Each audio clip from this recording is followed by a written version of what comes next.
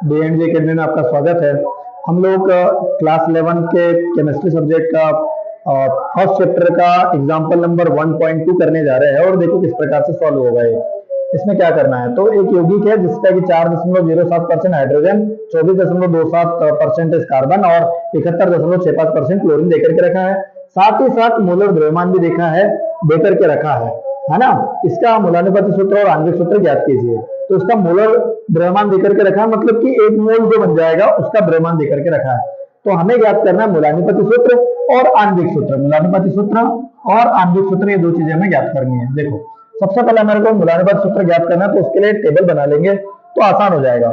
इसमें तत्व हो जाएगा जिसमें कि उसका सिंबल ले सकते हैं, परसेंटेज वैल्यू जो कि क्वेश्चन में दी रहती है, और परमाणु द्रव्यमान जो कि हमें लर्न होना चाहिए। उसके बाद में अपेक्षित संख्या कैसे निकालते हैं, तो अपेक्षित संख्या जो है प्रतिशत मात्रा को परमाणु द्रव्यमान से भाग देकर के निकाला जाता है। जैसे कि 4 है तो 4.07 को 1 से डिवाइड लगाएंगे, तो राउंड फिगर में अगर आंसर ले ले तो 4 आना इसका। फिर इससे इसमें डिवाइड लगाएंगे 24.27 में 12 से, तो इसका भी राउंड फिगर में अगर लिया जाए तो 2 आएगा। 12 और 2 24 है ना, 12 दूना 24।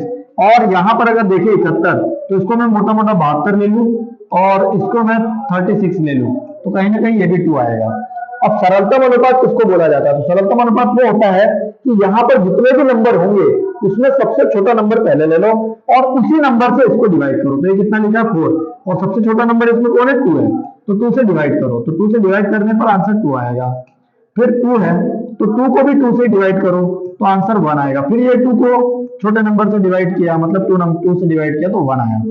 अब हमें मूलानुपाती सूत्र बनाना है, तो मूलानुपाती सूत्र के लिए क्या होता है, क्या करना पड़ता है हमको, तो मूलानुपाती सूत्र के लिए हम क्या करेंगे, अब मूलानुपाती सूत्र के लिए सारे जो एलिमेंट है उनको इस प्रकार से हम लिख देंगे, CH और Cl, है ना। H, C और Cl तीनों आना चाहिए, तो C कार्बन पहले, हाइड्रोजन, फिर क्लोरीन को लिख लिया। अब यहाँ से नंबर पुट कर दो इसमें, तो देखिए कार्बन कितना है हमारे पास में 1, तो यहाँ पर 1 आ जाएगा। हाइड्रोजन कितना है तो 2, तो यहाँ पे 2 आ जाएगा। क्लोरीन कितना है तो 1, ये 1 आएगा। तो ये हमारे पास में मूलानुपाती सूत्र कुछ इस प्रकार से बन गया, CH2Cl। क्या बन गया है, CH2Cl।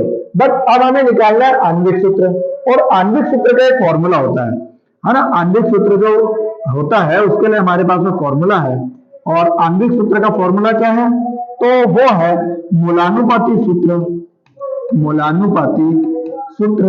मूलानुपाती सूत्र और गुने में है n। तो हम क्या करते हैं कि ये जो मूलानुपाती सूत्र है इसको इसके अपॉन में ले आए, तो हमें n की वैल्यू निकल जाएगी।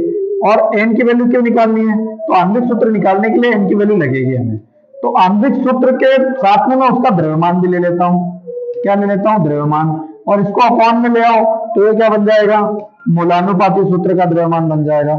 मूलानुपाती सूत्र द्रव्यमान, है ना, सूत्र द्रव्यमान। तो यहां पर हमारे पास में क्या आ जाएगा, ये आ जाएगा n, मतलब हमको नंबर ऑफ मोल निकल जाएंगे। तो उसके निकलने से क्या होगा, इसमें हम उसको मल्टीप्लाई कर देंगे, तो हमको जो है आणविक सूत्र पता चल जाएगा। लेकिन अब बात करते हैं कि आणविक सूत्र का द्रव्यमान क्या है, तो आणविक सूत्र द्रव्यमान ही मोलर द्रव्यमान है, और उसकी वैल्यू क्या देकर के रखी है हमारे पास में, 98 देकर के रखी है। कितने देकर के रखी है, 98.96, है ना। तो इसको हम 98 समझ लेंगे। तो यहाँ पे इसके प्लेस पर तो हमारे पास में आ जाएगा 98। बट अब हमारे पास में जो आना है ना 98। मूलानुपाती सूत्र द्रव्यमान क्या होगा, तो मैं आपको यहाँ पे मूलानुपाती सूत्र द्रव्यमान निकाल के बताता हूँ।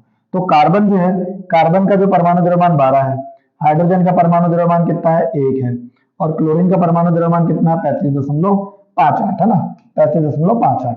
इसको गुने में 2 ले लेंगे, क्यों, क्योंकि हाइड्रोजन यहाँ पे 2 है, तो ये हो जाएगा 12, 12 और ये 2, और ये हो गया 35.58। अगर इनको प्लस किया जाए तो 5 2 7 और 2 9 और 3 और 1 4, 49.58 कुछ आना है ना। तो ये आ गया हमारे पास में कौन, मूलानुपाती सूत्र द्रव्यमान।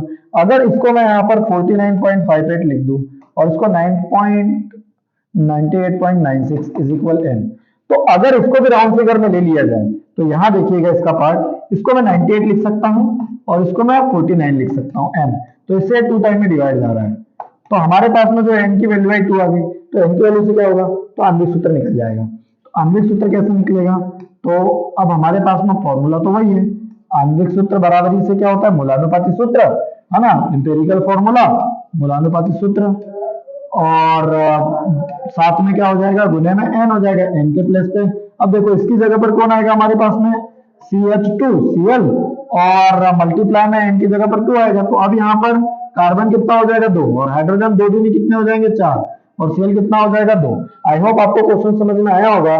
जहां पर भी आपको कुछ हार्ड लगे थोड़ा आप पीछे करें और देखें तो आपको आसानी से समझ में आ जाएगा। और इस प्रकार से आप किसी का भी ये अगर टेबल निकला तो आपको मूलानुपाती सूत्र, आणविक सूत्र सभी कुछ निकालना बहुत आसान हो जाएगा।